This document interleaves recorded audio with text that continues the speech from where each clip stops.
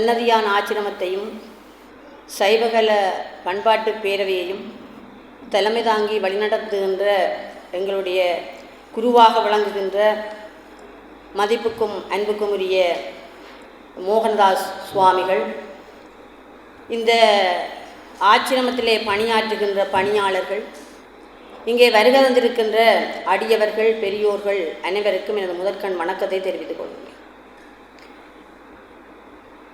இந்த ஞானச்சுடர் என்ற இந்த மலரினை மதிப்பீடு செய்வதற்குரிய தகமை எங்களிடம் இல்லை. காரணம், ஞானச்சுடர் என்றாலே அறிவாகிய விளக்கு. அந்த அறிவாகிய விளக்கை பற்றி நாங்கள் விளக்குவதென்பது முடியாத காரியம். இந்த நூலானது பல்வேறுபட்டவர்களுடைய கருத்துக்களை தாங்கி வருகின்ற ஒரு நூலாக காணப்படுகிறது. அது சிறியவர்களாக இருக்கலாம், பெரியவர்களாக இருக்கலாம், சான்றோர்களாக இருக்கலாம், எவ்வளவு அறிவுசால் புத்திஜீவிகளாக இருக்கலாம். ஆனாலும் இது ஒரு முருகனாலே அருளப்படுகின்ற ஒரு நூலாகவே நான் கருதுகிறேன். ஏனென்றால் எத்தனையோ கட்டுரைகள், ஐயா சொல்லுவார், கட்டுக்கட்டாக இங்கே கட்டுரைகள் இருக்கின்றன, குவிந்து கிடக்கின்றன.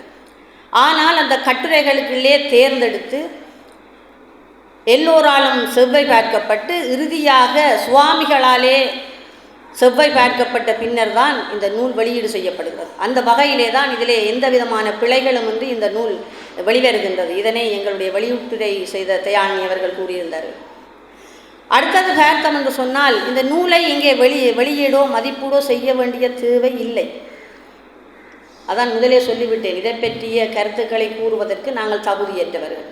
ஆனால் இந்த புதிதாக வருகின்றவர்களுக்கு இங்கே என்ன நடக்கிறது, இந்த ஆச்சிரமம் என்னென்னத்தை செய்கின்றது, இந்த நூலானது இப்படி ஒரு கடைசி வெள்ளிக்கிழமை வெளியிடப்படுகின்றது, ஒவ்வொரு மாதமும் வெளியிடப்படுகின்றது, இந்த விடயங்களை அவர்கள் தெரிந்து கொள்வதற்காகவும், எங்களை போன்ற சிலரை சிறப்பிப்பதற்காகவும்.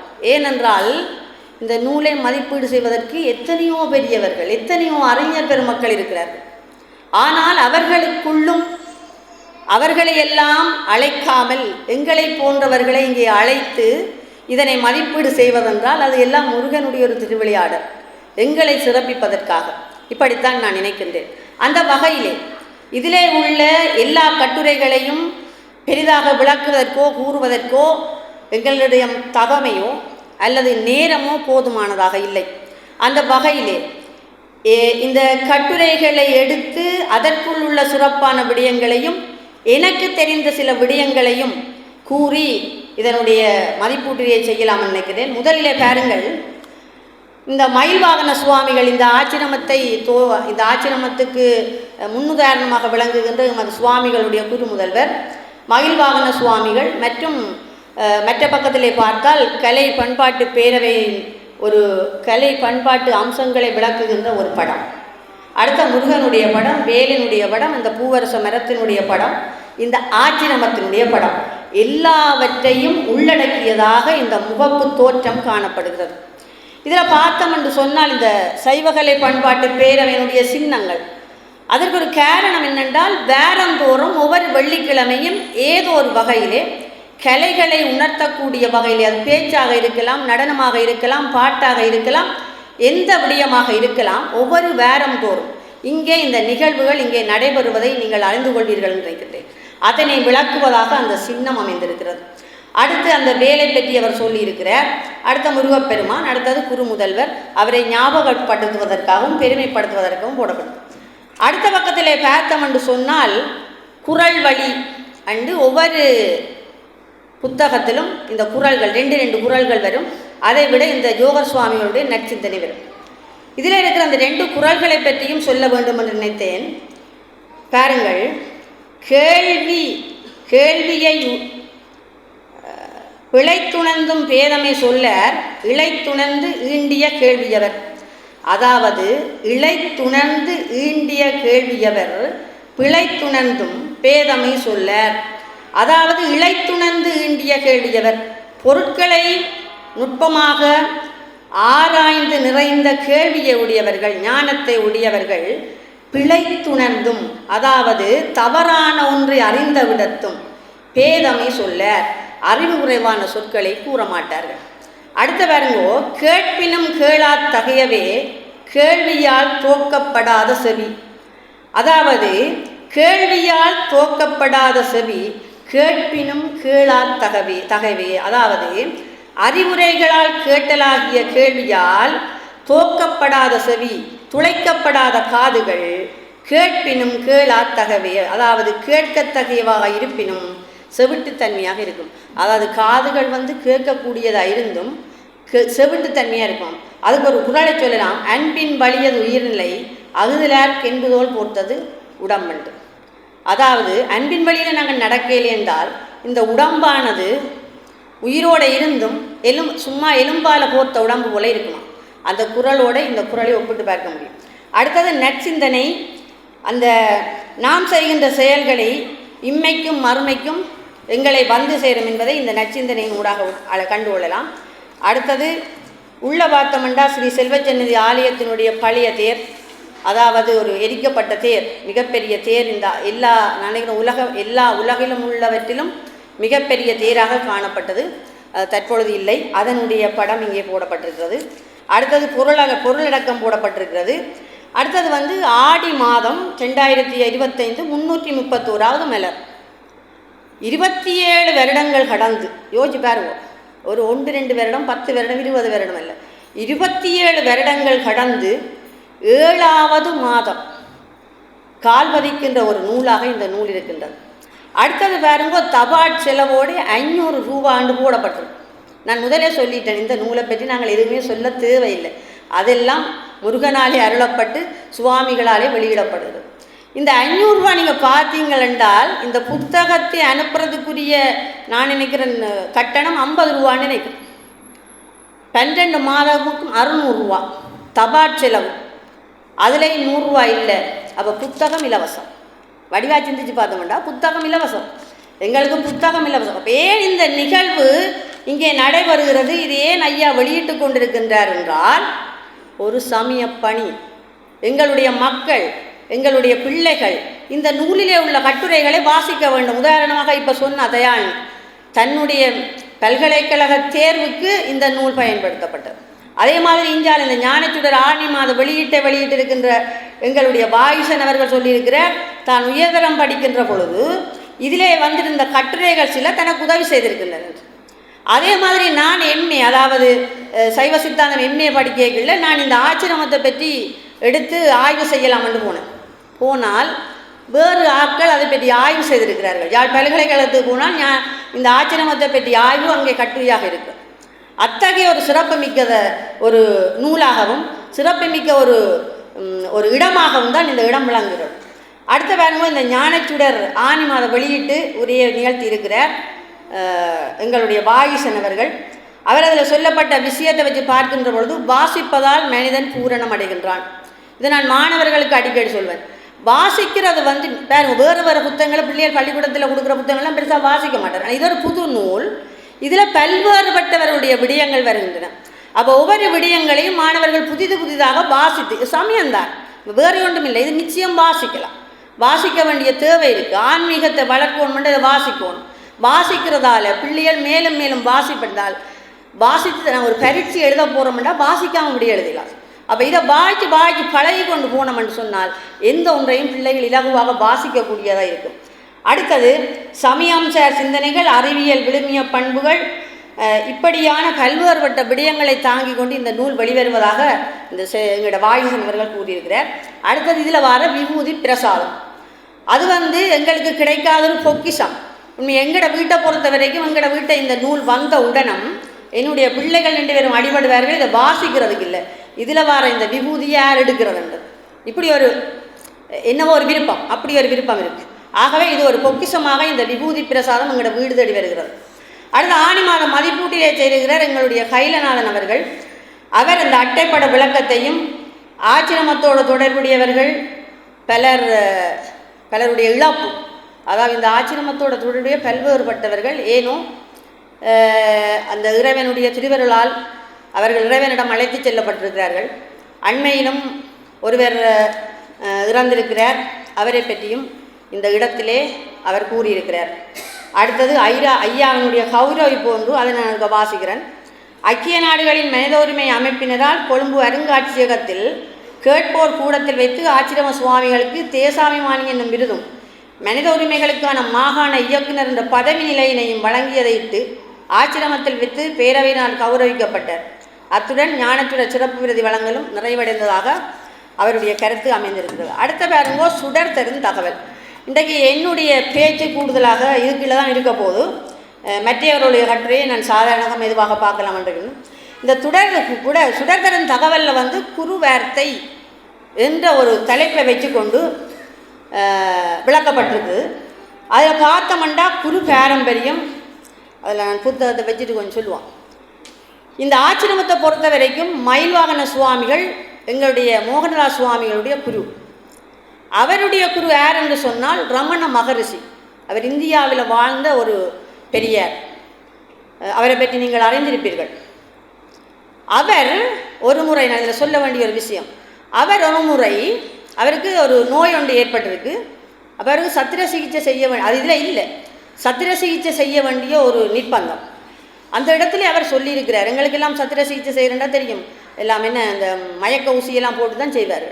அவர் சொல்லியிருக்கிறார், எனக்கு அந்த ஊசியை போடக்கூடாது, என்னை மயக்கக்கூடாது, நான் விழிப்பாக இருக்கின்ற பொழுதே அந்த சத்திர சிகிச்சையை செய்ய வேண்டும் என்று.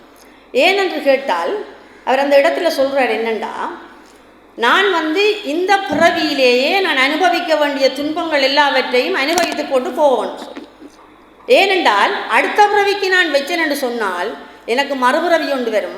அந்த பிறவியிலே நான் துன்பங்களை அனுபவிக்க வேண்டும், பிறப்புகள் வந்து ஒன்று. ஆகவே எனக்கு பிறப்புகள் இல்லாமல் நான் நிறைவினை அடைய வேண்டுமாக இருந்தால் இந்த பிறவியிலே நோய்கள் எல்லாவற்றையும் துன்பங்கள் எல்லாவற்றையும் நான் அனுபவிக்க வேண்டும். ஆகவே நாங்கள் இதிலே ஒன்று உணரணும் என்னென்றால், எங்களுக்கு என்னதான் துன்பம் வந்தாலும் என்னதான் நோய்கள் வந்தாலும் அதையெல்லாம் இறைவனால் எங்களுக்கு கொடுக்கப்படுகின்ற ஒரு அருள் என்று தான் நினைக்க வேண்டும். நாங்கள் அதை துன்பம் என்று நினைக்கின்றோம், ஆனால் அது ஒரு அருள். எங்களை இறைவன் என்ன செய்கின்றார், சோதனை செய்து எங்களிடம் இருக்கின்ற துன்பங்களை படிப்படியாக குறைத்து அடுத்த பிறவியில் எங்களுக்கு நற்பிறவி கிடைக்க வேண்டும் என்பதற்காக எங்களை ஆட்கொண்டு அருள்கின்றார். இதுதான் நான் நினைக்கின்ற ஒரு செயற்பாடு. அடுத்தது பார்த்தோமென்றால் இந்த குருவில அகச்சந்தான குரவர்கள், புறச்சந்தான குரவர்கள். குரவர் என்றால் பெண்மை, குருவினுடைய பெண்மை குரவர்கள். அதே மாதிரி நாயன்மார்கள், சமய குரவர் என்று படிச்சிருப்பேன். சம்பந்தரப்பர், சுந்தரர், மாணிக்கவாசர், அவையை பற்றி நான் இந்த இடத்துல சொல்லவே இல்லை. ஆனால் இந்த அகச்சந்தான உறவர், புறச்சந்தான உறவரை பற்றி சில பேருக்கு தெரியாமல் இருக்கலாம். அவர்களை பற்றி கொஞ்சம் விடயத்தை சொல்லி போட்டு நான் அங்கால மற்ற கட்டுரைகளுக்கு போகலாம் நினைக்கிறேன். இந்த புறச்சந்தான குரவர்களில், அதில் புறச்சந்தான குரவரை முதலெடுத்தோம்னா, புறச்சந்தான குரவர்களில் மெய்கண்ட தேவர், அருணந்தி சிவாச்சாரியார், மறைஞான சம்பந்தர், உமாபதி சிவாச்சாரியார். இந்த 4 பேருக்கையும் பார்த்தோமென்றால் மெய்கண்ட தேவருடைய சீடன் அருணந்தி சிவாச்சாரியார், அருணந்தி சிவாச்சாரியாருடைய சீடர் மறைஞான சம்பந்தர், மறைஞான சம்பந்தருடைய சீடர் உமாபதி சிவாச்சாரியார். இந்த மெய்கண்ட தேவருக்கும் அருணந்தி சிவாச்சாரியாருக்கும் ஒரு தொடர்பு இருக்குது. மறைஞான சம்பந்தருக்கும் உமாபதி சிவாச்சாரியாருக்கும் ஒரு தொடர்பு இருக்குது.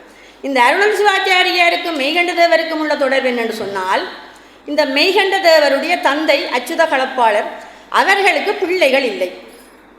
அப்போ இந்த அச்சுத கலப்பாளர் என்ன செய்கிறார் என்றால், அருணந்தி சிவாச்சாரியார்கிட்ட வாரர். வடிவா கதையை கேளுங்க.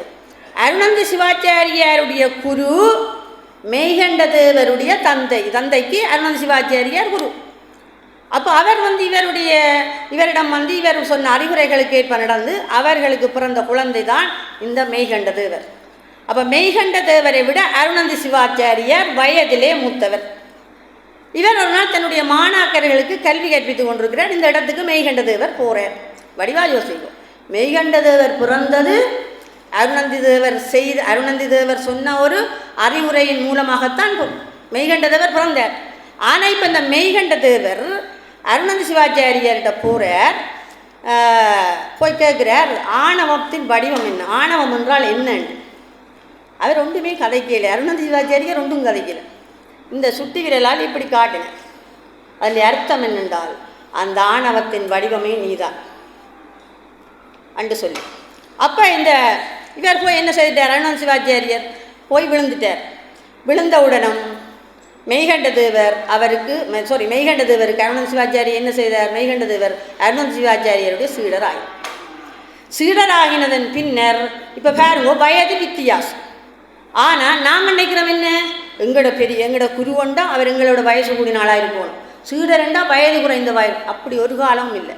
எங்களிலே வயது கூடியவர்களுக்கு எங்களை விட அறிவு மிக இருக்கும், நிச்சயம் இருக்கும். எல்லா அறிவும் எங்களுக்கு இருக்கும்னு நாங்கள் சொல்ல முடியாது. சின்ன சின்ன பிள்ளைகள் எங்கள்கிட்ட படிக்கிறார்கள், சில விடயங்கள் அவர்கள் வல்லுநர்களாக இருக்கிறார்கள், எங்களை விட வல்லுநர்களாக இருக்கிறார்.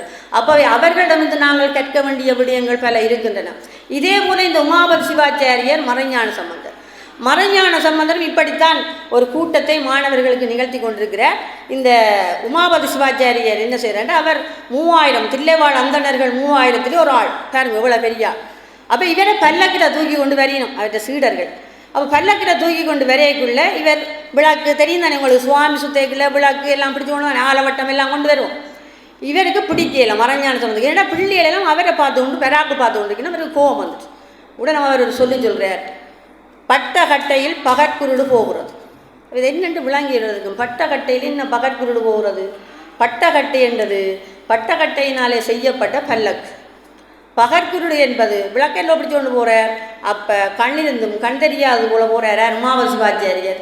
இது அவருடைய காது கட்டி உடனம் பல்லக்க விட்டு இறங்கி ஓடி வந்து மறைஞான சம்பந்தருடைய காலிலே விழுந்தார். அப்போ மறைஞான சம்பந்தருக்கு சீடரானார். இப்படி சீடர் என்றாலும் உங்களுக்கு தெரியாது, முந்தின காலங்களில் சும்மா சீடர் என்று கொண்டாண்டு ஏற்றுக்கொள்கிறீங்கள, பக்குவப்பட வேணும். சீடர் ஒரு குருவிட்ட ஒரு சீடர் என்றது பக்குவப்படணும். கடவுள் உங்களுக்கு தெரியும், இறைவன் தான் குருவடிவம் தாங்கி வருகிறார். ஆன்மாக்களை அருள் செய்வதற்காக, அருள் செய்து ஆன்மாக்களை உபிப்பதற்காக இறைவனே குருவடிவம் தாங்கி வருகின்றார் என்று நாங்கள் மாணிக்க வாசகர் வரலாறுலாம் நீங்கள் படிச்சிருப்பீங்கள். குருந்தமர நிழல்ல மாணிக்க வாசகர் இறைவனே குருவாக வந்தார். வெஞ்சையும் அப்படித்தான். அப்போ இவன் என்ன செய்கிறார், சீடரை வந்தால் காணாது, இவன் என்னுடைய சீடனா என்பதை நான் பரிசோதிக்க வேண்டும். அப்போ இவர் என்ன செய்கிறார், ஒரு நாளண்டா இவர் இந்த ஓடுறார், மறைஞான சம்பந்தர் ஓடுறார். ஓட உமாபதி சிவம் பார்த்தது என்ன, இவர் ஓடுறார், தானும் பின்னாலே ஓடினார். எங்கே ஓடுறார், 2 பேருமா ஓடி ஓடி போனால் ஒரு சேரிப்புறத்தில் இந்த ஆடைகள் நெய்வதற்கு இந்த கஞ்சி காய்ச்சுவார்கள், கஞ்சி காய்ச்சி ஊற்றுறது. அப்போ அந்த கஞ்சி காய்ச்சி ஒரு இடத்துல வைக்கப்பட்டிருக்கு. இதை இந்த மறைஞான சம்பந்தர் என்ன செய்தார், அதை எடுத்து இப்படி நாங்கள் பெப்பில் தண்ணி குடிக்கிறது போல இப்படி குடிக்கிறார், கையில் ஊற்றி குடிக்கிறார். குடிக்க அது இந்த புறங்கை வழியை ஒழுகுது. போன உமாபதி சிவாச்சாரியர் என்ன செய்தார், புறங்கையால் ஒழுகின கஞ்சியை தான் ஏந்தி குடித்தார். அப்போ மறைஞான சம்பந்தர் அப்போ தான் நினைச்சார், சரி இவர் தான் எனக்கேற்ற சீடர். அப்படியே கூட்டி கொண்டு வந்து அவரை சீடனாக்கிறார். இதுதான் குரு சீட பரம்பரை. அதாவது நாங்கள் அவர்கள் என்னென்ன செய்கிறார்களோ அவர்களுக்கு கட்டுப்பட்டிருக்கணும். என்னுடைய குரு ஒரு ஆள் இப்போ மறைஞ்சிட்டார் குமாரசாமி என்று அவர் சொன்ன விஷயத்தில் சொல்லி போட்டு போகிறேன். அவர் குடைச்சுவாமிகளுக்கு இருந்தார். இப்போ நிறைய பேர் போகிறதான் இப்போ சீடர்கள். இப்போ நாங்கள் யாச்சிரமத்துக்கு வாரது போல், இப்போ இங்கே நாங்கள் தேநீரை குடித்தா ஐயா கப்புகளை எல்லாம் எடுத்தாண்டா கொண்டு போத்தானே வேணும். இதே போல் அப்படி ஒரு பரிச்சு ஐயா இங்கே வைக்கல. அப்போ ஐயாவுக்கு சொன்னாராம், எல்லோரும் போட்டினமா இந்த கப்புகளையெல்லாம் எடுத்து கொண்டு குமாரசாமின்னு சொன்னாராம். இப்போ தான் எடுத்துக்கொண்டு அந்த கப்புகளையெல்லாம் கொடுத்தாராம். குடிக்கல அவர் சொன்னாராம், இது எல்லாத்தையும் ஒரு சில்வருக்குள்ள ஊற்று, இல்லை கட்டைகளெல்லாம் இருக்குது தானே குடிச்சு மிச்சாங்க, ஒரு சில்வருக்கு ஊற்றுண்டாராம். தான் ஊற்றினான், ஊற்றி போட்டுனா ஊற்றி எடுத்து குடியண்டு தான் குடித்தாராம். அது ஏன் அவர் எனக்கு சொன்னவர் என்றால், அவர் எனக்கு முன்னாடி டீ குடிக்கிறதில்லை, வீட்டுக்குள்ளான்னு வச்சு குடிப்பார். குடிச்சிட்டு ஒரு நாள் இந்த கதை எனக்கு சொன்னது. இப்படித்தான் இந்த குருசீட பரம்பரை என்றது இப்படித்தான். அப்போ இந்த குருன்றது எங்களுக்கு கிடைக்கப்படுறது மிகப்பெரிய அரிது, அது இறைவனாலே தான் எங்களுக்கு கிடைக்கின்றது என்பதை இதில் சொல்லி போட்டு அடுத்த விஷயம் ஐயா சொல்லியிருக்கிறேன். இந்த நான் நினைக்கிறேன் ஐயா தான் எழுதியிருப்பார் தெரியல. இந்த ரமண மகரிஷி ஈழத்தில் இருக்கிற ஒன்று மயில்வாகன சுவாமிகள், மற்ற செல்லத்துற சுவாமிகள், இந்த 2 பேரையும் சீடராக ஏற்றுக்கொண்டிருக்கிறார். அந்த மயில்வாகன சுவாமிகள்லாம் இந்த சன்னதியான ஆச்சிரமத்தில் இருந்து ஐயாவுக்கு குரு முதல்வராக இருந்திருக்கிறார். இந்த செல்லத்துற சுவாமிகள் இந்த எங்களுடைய சிவத்தொண்டன் நிறுவனம் அந்த நிலையத்தினுடைய இயக்குனராக இருந்திருக்கிறார். அடுத்தது அந்த ஆடி மாத சிறப்பு பிரதி பெறுவோர் விவரங்கள் போட்டிருக்கு. அதெல்லாம் உண்மையாக நான் வரவேற்கிறேன், மிக முக்கியம். ஏனென்றால் அவையும் இதில் ஒரு கௌரவிக்கிற ஒரு நிகழ்வாகத்தான் இருக்குது. அடுத்த பேச்சில் நிதானம் வேண்டும், வாய்மை எனப்படுவது யாதெனில் யாதொன்றும் தீமை இல்லாதன்னு சொல்ல. அதாவது வாய்மை உண்மையண்டா என்னென்றா, நாங்கள் எந்த ஒரு மனிதருக்கும் எந்த ஒரு தீமையும் ஏற்படாத வகையில் நாங்கள் சொல்கிற சொற்கள் தான் வாய்மை. உங்களுக்கு தெரியும், இந்த திருமூலர் சொல்கிறார், யாவர்க்குமா விரைவைக்கு ஒரு பச்சிலை, யாவர்க்குமாம் உண்ணும்போது ஒரு கைப்பிடி, யாவர்க்குமாம் பசுவுக்கு ஒரு வாயுரை, யாவர்க்குமாம் இன்னுரை தானே. அந்த மிச்சம் உண்டே சொல்ல கடைசியை சொல்கிறேன். யாவர்க்குமாம் இன்னுரை தானே. எங்கள்கிட்ட ஒரு ஆள் வாரார் வீட்டுக்கு, அவர் உங்கள்கிட்ட என்னவோ ஒரு உதவி கேட்டு வாரார், நீங்கள் ஒன்றுமே செய்ய வேண்டாம். ஆனால் அவரை அழைத்து அவருடைய துன்பங்களை கேட்டு அவருக்கு நல்ல ஆறுதல் வார்த்தைகள் கூறினால் அதுவே மேலானது. அதைத்தான் இங்கேயும் அவர் சொல்லியிருக்கிறார். அப்போ அதாவது நாங்கள் மற்றவர்களுக்கு நல்ல வார்த்தைகளால் பேச வேண்டும், நல்லவற்றை பேச வேண்டும், கோபம் வரக்கூடாதுன்னு சொல்கிறார். அடுத்த பாராட்டு தெரிவித்தல் என்று ஒரு ஆள் எழுதியிருக்கிறார். இது முக்கியமாக வாசிக்க வேண்டிய விஷயங்களை நம்ம வாசிக்கிறோம். முதல்வர் ஐயா அவர்களுக்கு தாங்கள் சன்னதியான ஆச்சிரமம் மூலம் பாகுபாடின்றி அனைத்து மாவட்டங்களிலும் உள்ள பின்தங்கிய நிலையில் உள்ள ஆலயங்கள் மற்றும் அறநெறி பாடசாலை பிள்ளைகளுக்கும் பெரும் உதவிகளை செய்து வருகிறீர்கள். அது மட்டுமன்றி வறுமை கோட்டின் கீழ் வாழும் குடும்பங்கள், வறுமையில் நோய்வாய்ப்பட்டுள்ளவர்கள், வசதியற்ற பாடசாலை பிள்ளைகளுக்கு பெறுமதிமிக்க துவிச்சக்கர வண்டிகளையும் வழங்கியுள்ளீர்கள். மேலும் தொடர்ந்து பல உதவிகளை நேரடியாக சென்று வழங்கி வருகிறீர்கள். மேலும் எனது வேண்டுகோளை ஏற்று எமது உதயபுரி கிராமத்துக்கு 22 லட்சம் ரூபாய்க்கு மேல் வழங்கி அறநெறி பாடசாலை கட்டிடம் மற்றும் எமது பகுதி கிராமிய பொது வைத்தியசாலைக்கும் மருத்துவ தட்டுப்பாடு காலத்தில் நோயாளரின் நன்மை கருதி முக்கிய மருந்து வகைகள் 5 லட்சம் ரூபாய் பெறுமதியான மருந்துகளை நேரில் வந்து ஒப்படைத்து, மேலும் உதயபுரி கிராமத்தில் மலைமேல் உள்ள சிவன் கோவில் வசந்த மண்டபம் அமைப்பதற்கான நிதியையும் வழங்கியுள்ளீர்கள். இவற்றை நான் மற்றும் எமது கிராம மக்கள் என்றும் மறக்க மாட்டோம். மேலும் செய்து வரும் இந்த ஆன்மீக புனிதமான சேவைக்காக தங்களுக்கு வழங்கப்பட்டுள்ள உயரிய விருதான தேசாபிமானி பட்டம் மற்றும் மனித உரிமைகளுக்கான மாகாண இயக்குனர் பௌதவி கௌரவம் கிடைத்தமைக்காக நானும் எனது கிராம மக்களும் தங்களுக்கு மனமார்ந்த பாராட்டுக்களையும் வாழ்த்துக்களையும் தெரிவித்துக் கொள்வதில் மிகவும் மகிழ்ச்சி அடைகிறோம். மேலும் தாங்கள் ஆற்றி வரும் இந்த உத்தமமான பணி மேலும் தொடர்வதற்கு இறைவன் ஆசி வழங்குவார் எனவும் தெரிவித்துக் கொள்வதுடன் தாங்கள் பல்லாண்டு காலம் வாழ வேண்டும் எனவும் வாழ்த்தி வணங்குகின்றோம் என்று ஆர்கே கோணமாமலை ஜேபி, உதயவிருட்சம் சனசமூக நிலையம், உதயபுரி செல்வநாயபுரம், திருகோணமலையிலிருந்து ஒரு அன்பர் ஒரு ஆள் ஐயாவுக்கு எழுதியிருக்கிறார். அடுத்தது பகவத்கீதையின் தத்துவம் என்று சொல்லி புருஷோத்தமன் என்ற ஒரு ஆள் கட்டுரை எழுதியிருக்கிறார். அவர் இது 16வது அத்தியாயம், நான் நினைக்கிறேன் 18 அத்தியாயம். இப்போ 16வது அத்தியாயம் என்றால் ஏற்கனவே 15 அத்தியாயத்தை எழுதிட்டார். இது 16வது அத்தியாயத்தை எழுதியிருக்கிறார். இதில் பிரபஞ்ச மரம், மேல் நோக்கிய பார்வை, வேத உபநிடதங்கள், புதிரான பிரபஞ்சம், இரு பறவைகள் என்று சொல்லி மற்ற பற்றின்மை என்று சொல்லி சின்ன சின்ன விடயங்களை விளக்கியிருக்கிறார். அதாவது இந்த மரத்தினுடைய வேர் போல தான் இந்த பிரபஞ்சம் பிறந்திருக்கிறது. மரத்தினுடைய கிளைகள் போல இந்த உலகத்தில் வாழுகின்ற உயிரினங்கள் மற்றும் பொருட்கள் எல்லாவற்றையும் இதில் சொல்லி பற்றின்மை, அதாவது நாங்கள் பற்றில்லாத வாழ்க்கையை வாழ வேண்டும். நாங்கள் செய்கின்ற புண்ணியங்கள் நல்வினை தீவினையாக இருக்கலாம். அந்த நல்வினை தீவினை என்றால் நல்வினை செய்தாலும் எனக்கு ஒரு பிறப்பு இருக்கும், தீவினை செய்தாலும் ஒரு பிறப்பு இருக்கும். அந்த நல்வினையையும் தீவினையையும் நான் அனுபவித்து கொண்டே இருக்க வேண்டும். ஆனால் இப்போ ஐயா சிலவளை பேசுவார் ஆச்சிரமத்தை பற்றி சொன்னால், ஆனால் சொல்ல வேண்டிய தேவையும் இருக்குது. இப்போ ஆச்சிரமத்தை பொறுத்த வரைக்கும் இதில் இவ்வளோ பேர் கூடி இருக்கிறீங்க, இதில் யாரையும் ஐயாவுக்கு தெரிய போவதில்லை, ஒரு சிலரை தெரியும். ஆனால் எல்லாருக்கும் என்ன பண்ணி செய்கிறார், இந்த இன்றைக்கு 3 சைக்கிள் நிற்கிது, யாருக்கோ கொடுக்க போகிறார், யாரெண்டவருக்கு தெரியுமோ தெரியாது. அப்போ இப்படியான பணிகளை செய்கின்ற பொழுது அவர்களிடமிருந்து எந்த ஒரு பிரதி உபகாரத்தையும் எதிர்பாராமல் செய்கின்ற விடயங்கள்லாம் இவை. இப்படியான செயல்களை செய்கின்றது தான் பற்றின்மை. இந்த பற்றின்மை அதாவது பற்றில்லாத இந்த செயல்களை செய்கின்ற பொழுதுதான் எங்களுக்கு அடுத்த பிறவி நேரடியாக இறைவனை அடைவதற்குரிய வழியாக காணப்படும். அதைத்தான் இந்த இடத்துல அந்த பகவத்கீதையினுடைய சொல்லியிருக்கிறேன். அடுத்த சைவ சமயங்களே சீர்தூக்கி பாருங்கள். இதை பற்றியும் நிறைய சொல்ல வேண்டும் என்று வந்தான், ஆனால் சொல்லுவதற்குரிய நேரம் போதாது. எனக்கு சுருக்கமாக சொல்லி போட்டு போகிறேன். அவற்றை ஒரு ஆதங்கம் என்னென்றா திரு முருகவே பரமநாதன், இவரும் அடிக்கடி கட்டுரை எழுதுகிறவர். அவற்றை ஆதங்கம் என்னென்று சொன்னால், இந்த ஆலயங்கள் எல்லாம் இருக்கின்றன, ஆலயங்களுக்காக பல கோடி ரூபாய்களை கோபுரத்துக்கு என்று செலவழிக்கிறார்கள், தேருக்கென்று செலவழிக்கிறார்கள், தீர்த்தக்கேணிக்கென்று செலவழிக்கிறார்கள். இந்த வெடிகள், அந்த அதாவது கேளிக்கைகள், இந்த கேளிக்கைகளுக்காக செலவழிக்கிறார்கள். ஆனால் இந்த நாட்டிலே பல்வேறுபட்ட துன்பங்களுக்கு ஆளாகி பல்வேறுபட்ட மக்கள் வாழுகிறார்கள். இந்த பணத்தை அவர்களுக்கு போய் சேரக்கூடிய வகையிலே சில விடயங்களை இந்த ஆலயங்கள் செய்யாமல் இருப்பதற்கான காரணம் என்ன என்று ஒரு தன்னுடைய மன ஆதங்கத்தை இந்த கட்டுரையினூடாக அவர் விளக்கியிருக்கிறார். அடுத்த தேவர் துயர் நீத்த சன்னதியான் என்று சாந்தநாதன் என்றால் ஒரு பாடலை போட்டிருக்கிறார். அடுத்த வழித்துணை என்று சொல்லி ஆசுகவி சிவசுப்பிரமணியம் என்று அவரும் ஒரே இந்த நூலுக்கு இந்த பாடல்களை எழுதுகிறவர். அவரும் இதில் ஒரு வழித்துணை என்று சொல்லி எழுதியிருக்கிறார். அதில் ஒரு 4 வரி நான் வாசிக்கலாம் நினைக்கிறேன். கடவுளின் பெயரை சொல்லி கடமைகள் தவறுவோர்க்கு கடவுளின் பெயரை சொல்லி கடமைகள் தவறுவோர்க்கு கடவுளார் ஒருபோதும் கருணைகளை பொழிய மாட்டார். அப்போ கடவுளை சொல்லி நாங்கள் ஏதோ ஒன்று செய்தமென்றால் கடவுள் எங்களுக்கு கருணை மொழி பொழிய மாட்டார். கடமையே கடவுள் என்று கடமையை செய்வோர்க்கென்றும் கடமை இது என்னுடைய கடமை என்று செய்கிறவைக்கு கடவுளார் இறங்கி கடமைகளே அவர் செய்வார். நான் செய்ய தேவையில்லை, கடவுளே நின்று அந்த கடமையை செய்வார். இப்படி பல்வேறுபட்ட விஷயங்கள் பாருங்க. சமூகத்தை பற்றி சொல்லுகிறார், பெற்றோரை பற்றி, பதவியை பற்றி, பரம்பரையை பற்றி அன்று சொல்லி அவர் 4 வரியில் பாடல்கள் எழுதியிருக்கிறார். அடுத்தது சன்னதியான ஆச்சிரம் மேற்கொண்டு வரும் இந்த பணிகளுக்கான பண உதவி செய்ய விரும்புவோர் தொடர்பு கொள்ள வேண்டிய காசு கட்டளை இலக்கம், காசோலை இலக்கம், இமெயில் அட்ரஸ் என்பன இதிலே வழங்கப்பட்டிருக்கின்றன. அடுத்த சிவபெருமானுடைய அன்பு. அன்பே சிவம்னு சொல்லுவோம். இந்த உலகத்திலே அன்புதான் சிவம்.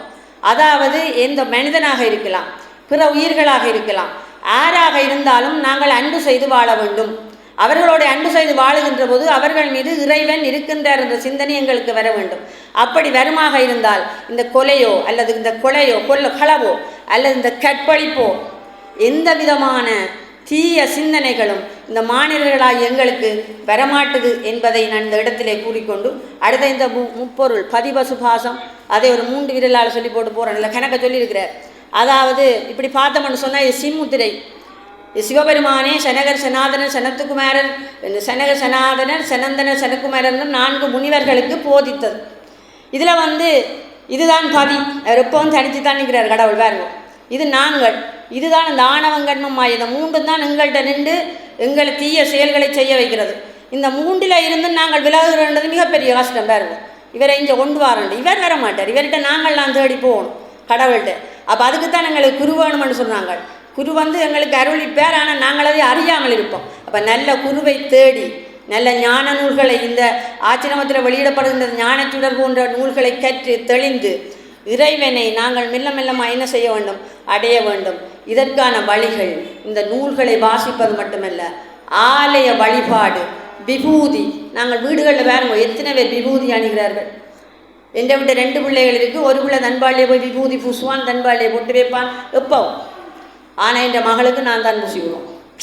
இப்படி ஒவ்வொரு வீடுகளில் ஒவ்வொரு சின்ன பிள்ளைகளே நாங்கள் அதை வளர்த்தெடுப்போம். விபூதி அணியணும். நாங்கள் சைவ சமயினுடைய அடையாளம். அப்போ இந்த சிவபெருமானுடைய அன்பு, அப்போ பிற உயிர்கள் மீது நாங்கள் அன்பு செலுத்தணும். அடுத்த திருவடிவ பெருமை என்று சொல்லி பாலச்சந்திரன் என்ற ஒரு ஆள், அவர் சம்பந்தர் அருளிய முதல் 3 திருமுறைகளை பற்றி சொல்லியிருக்கிறார். அடுத்தது கலாநிதி மோகனா சுவாமிகளின் பவளவிலாச அந்த வாழ்த்துப்பா, இதையும் நான் வாசிக்கணும். வானா சிவனேசன் எழுதியிருக்கிறார். அவதார தெய்வமென அவனிதனில் அவதரித்த சன்னதியான் வழிநடந்த நல்ல ஆசான் குருநாதன் மயில் வாகனம் சுவாமி ஆச்சிரமம் தன்னில் பணியோடு சிறப்பான பயிற்சி பெற்ற குருவே வாழி வாழி. மயில் வாகனம் சுவாமி என்றால் சிறப்பம்சம் கொண்ட ஒரு தெய்வம். அத்தகையவரை குருவாக கொண்டு பணி செய்து பயின்று அவர் போலே அவரது நடைமுறையை கைக்கொண்டு அவர் ஆச்சிரம நாமம் சிறப்பாக அரசடியில் ஆச்சிரமம் அமைத்த குருவே வாழி வாழி. சந்நிதியான சரணந்த சாமியவர் சன்னதியான் சகலதுமே தருவான், நான் ஒரு கருவி என்று மனமேற வணங்கி. ஐயா அடிக்கடி சொல்லுவார், நான் ஒரு கருவி, அவன்தான் இயக்குறான் என்று சொல்லுவார் அடிக்கடி. மனதார வணங்கி நாளும் பணி செய்ய தானாக பொருளோடு பணம் சேர் அன்னப்பணியை சிறப்பாக வழிநடத்தும் குருவே வாழி வாழி. சன்னதியான் பூவரசன் கிளையொன்றை முற்றத்திலே நாட்டி வைக்க அது தானாக வேரோடி கிளவேற்பி இன்று விருட்சமானது போல் ஆச்சிரமம் இன்று பெருவிருட்சமாகி கற்பகத் தருவாக துன்பமுற்ற மக்களுக்கு வேண்டும் உதவிப்பணி செய்யும் குருவே வாழி வாழி. நாட்டு மக்கள் அனைவரையும் தன்மக்களாய் நினைத்து துன்போர்வோர் இருக்கும் இடந்தேடி உதவி கரம் கொடுத்து பேருக்கோ புகழுக்கோ அடிமையாகாமல் மனமேற சந்நிதியான் தரப்பல அறப்பணிகள் செய்யும் குருவே வாழி வாழி. ஆரம்ப காலத்தில் அன்பர்கள் துணையோடு உள்ளவர்கள் முச்சென்று உதவி பெற்று தவிப்போடு அன்னப்பணி செய்ய சன்னதியான் மன நினைந்து இருக்கும் இடத்தில் நிதியோடு பொருள் சேர அருள் பெற்ற குருவே வாழி வாழி. நெஞ்சத்தில் சன்னதியான் குடியாக கதிர்காமன் மேல் அன்பு கொண்டு கதிர்காம யாத்திரை செய்பவரை வழிப்படுத்தி சிறப்பாக சந்நிதியில் இருந்து யாத்திரைக்கு புறப்படுவோர் அனைவருக்கும் உதவிக்கரம் கொடுக்கும் உத்தம குருவே வாழி வாழி. கதிர்காம யாத்திரையை தானும் விருப்போடு தவிப்பாக செய்து அடியவரை அழைத்துச் சென்று அனைவரையும் வழிப்படுத்தி தேவியவள் வாசலிலே அன்னப்பணி செய்து சிறப்பாக முருகனது ஆசி பெற்ற குருநாதா நீடு வாழி வாழி. முருகனை முன்னிறுத்தி முழுமனதாய் பணி செய்ய எல்லாமே வெகு சிறப்பாய் நடப்பதற்கு நான் முருகனது ஊழியன் என்ற நினைப்போடு பேர் புகழ விரும்பாத நிறைவாக எழிலோடு வாழுமென் குருவே வல்லாண்டு வாழி வாழி. பவளவளாக் கண்ட பேரன்பு குருநாதன் அன்பு நிறை மைந்தற்கு அரிய உபதேசம் செய்துள்ள நீங்களுமே என்னைப் போல் பணி செய்தால் முருகன் துணை இருப்பான். ஆகையினால் பெற்றற்ற மனநிலையில் மனமேற பணி செய்கின்ற குருநாதா வாழி வாழி.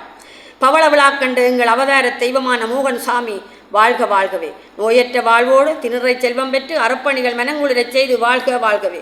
வாழ்ந்து காட்ட வந்துதித்த சைவ மக்கள் துயருடுத்த மரமாற பணி செய்து மனங்குளிர வாழும் தெய்வம் பல்லாண்டு பல்லாண்டு வாழ்க வாழ்க வாழ்கவே என்று சொல்லி வாழ்த்தியிருக்கிறார். அடுத்த தில்லைக்கூத்தனின் அருள், அதாவது தில்லைக்கூத்தனின் ஆடல் காண வாரி. இதில் ஒரு விஷயத்தை சொல்லி போட்டு போகிறேன். அப்பருடைய ஒரு பாடல். குனித்த புருவமும் கொவ்வை செவ்வாய் குமிஞ்சிரிப்பும் பனித்த சடையும் பவளம் போல் மேனியில் பால்மலனும் எடுத்த பொற்றமும் காணப்பெற்றால் மனித பிறவியும் வேண்டுவதே இந்த மாநிலத்தை. அதாவது சிவபெருமான் தூக்கிய திருவடி திருநிறம் புரிகின்ற அந்த காட்சியை காணுகின்ற பேறு நமக்கு கிடைக்குமாக இருந்தால் மீண்டும் எங்களுக்கு மனித பிறவி கிடைக்க வேண்டும். இதை காரைக்காலமே அவரிடத்தை சொல்லியிருக்கிறார். பிறவாமை வேண்டும் மீண்டும் பிறப்புண்டேல் இறைவா நீ ஆடும்போது உன் அடியின் கீழ் நான் பாடிக்கொண்டிருக்கோம். அப்போ இப்போ 2 விஷயம் வேறு கொண்டு. அப்போ கடவுளை காணுகின்ற பேர் எங்களுக்கு கிடைக்குமாக இருந்தால் நாம் பிறக்கணும். ஏன் பிறப்பான்? கடவுளின் உலகத்திலேயே நாங்கள் வாழலாம் தானே. அதுக்கேற்ற வழியிலே நாங்கள் வினைகளை செய்து இறைவனை அடைய வேண்டும் என்று கூறிக்கொண்டு அடுத்தது நித்திய அன்னப்பணி உதவி புரிவோ விவரம். அடுத்த படங்கள் தரும் பதிவுகள். இது நான் சொல்லவே தேவையில்லை. ஏனெண்டா இப்போ நான் இதில் இந்த கவிதைகளிலேயே முழு விஷயமும் வந்துச்சு. என்னென்ன ஐயா செய்கிறார், எங்கே செய்கிறார் என்றெல்லாம் சொல்லியாச்சு. அந்த போன கிழமை அந்த குருஜி அவர், அதாவது ஸ்ரீதேவி வில்லிச குழுவினர் வில்லிச செய்திருக்கிறார்கள். அந்த விஷயத்தை இதில் படங்கள் மூலம் போட்டு அடுத்த மதிப்பூட்டுரை வெளியீட்டுரை போட்டவர்களோடு அந்த வெளியீடு இந்த மலர் நூல்களை கொடுக்கின்ற அந்த வழங்குகின்ற நிகழ்வுகளை படமாக போடுகிறார்கள்.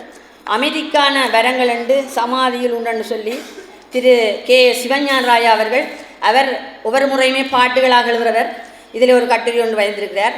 அடுத்தது என்றும் நினைவிடம் என்று சன்னதியான் ஆச்சிரமத்தோடு கடந்த பல வருடங்களாக இணைந்து ஆச்சிரமம் மற்றும் பலவிதமான அறப்பணிகளுக்கு குறிப்பாக வெளி மாவட்டங்களில் இடம்பெறும் சகலவிதமான சேவை பணிகளிலும் எம்மோடு தன்னை ஈடுபடுத்தி அச்சேவைகளை முன் நடத்துவதில் பெரும்பங்காற்றியவர்.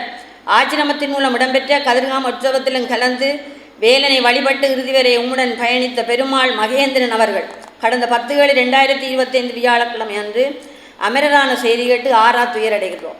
அன்னரது ஆத்மா சாந்தியடைய பிரார்த்திக்கின்றோம் என்று சன்னதியான் ஆச்சிரமம் போட்டிருக்கு. அடுத்த திருப்புவளை கற்றார் கரையேறுவார் என்று துறை கணேசமூர்த்தி சார் ஒரு பாட்டு ஒன்று போட்டிருக்கிறார். அதில் பொழிப்பு வளையும் போட்டிருக்கிறார். திருவானந்த வாரியாற்ற படத்தை போட்டு அந்த விடயங்களை போட்டிருக்கிறார். அப்போ திருப்புவளை பற்றி சொல்கிறோண்டா அருணகிரிநாதர் சொல்லணும். அது சொல்கிறதுக்குரிய நேரமும் காணாது.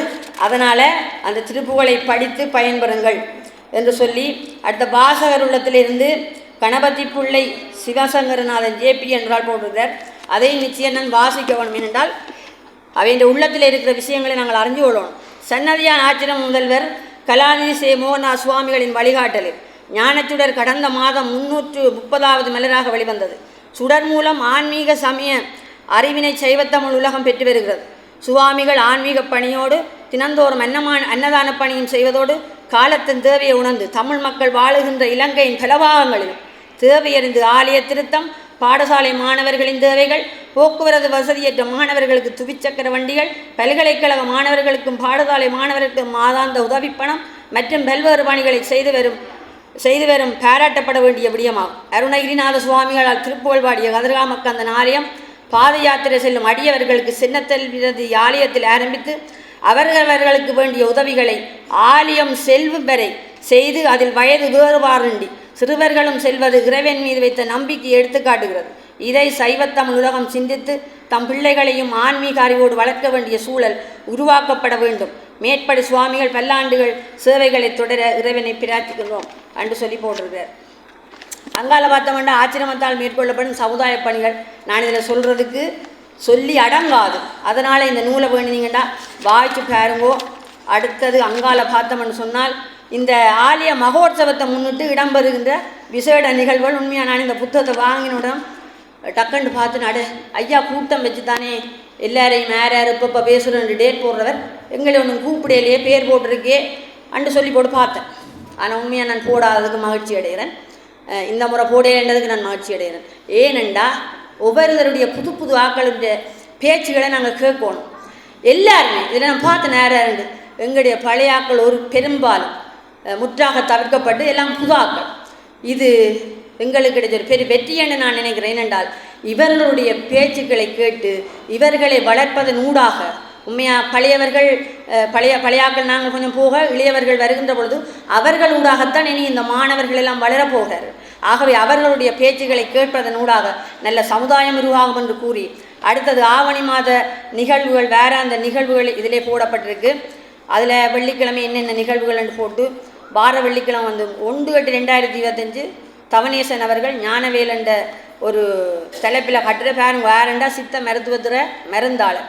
அப்போ இதில் போடுறாக்கள் எல்லாம் பேச்சாளர்கள் தான் நீங்கள் நினைப்பீங்கள் ஏதோ ஆசிரியர்களாக இருப்பினும் பெரிய பேராசிரியர் எல்லாருமே வேறு வேறு வேறு வேறு பாடத்துறையோடு சம்பந்தப்பட்டவர்கள் தான்.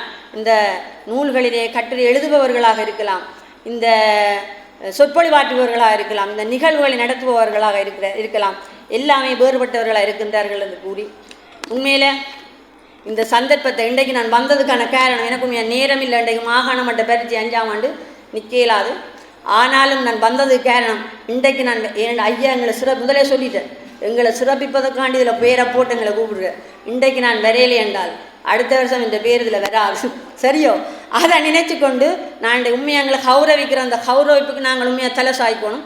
அந்த வகையிலே எங்களுடைய ஐயா எங்களை அழைத்து இந்த ஒரு பெரிய காரியத்தை எங்களை செய்வதற்கு எங்களுக்கு அழைத்து சிறப்பித்தமைக்காக நன்றி குறிப்பிட வருகிறேன். நன்றி, வணக்கம்.